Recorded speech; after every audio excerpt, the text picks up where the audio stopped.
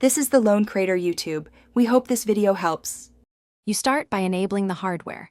Make sure your Blakk Smart TV firmware is current and that Bluetooth audio is supported, because some models limit profiles. Next, power the speaker and put it in pairing mode. You'll see a blinking LED or hear a tone. Once done, go straight to the TV.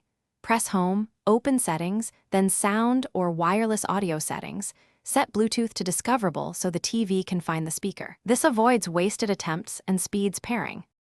Now pair. In the TV's Bluetooth list, locate and select your speaker name. The TV will attempt connection and should show a paired confirmation. If the TV asks for a PIN, try common codes like 0000 or 1234 and enter with the remote. The TV may display an on-screen keypad.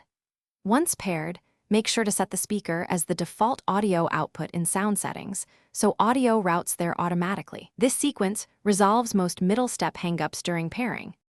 Finish by testing audio. Play content and adjust volume on both the Blakk TV and the speaker. If you hear echo, disable the TV's internal speakers. If there's no sound, dropouts, or intermittent connection, forget the device on the TV and speaker, then restart both and repeat pairing. This clears cached pairing errors.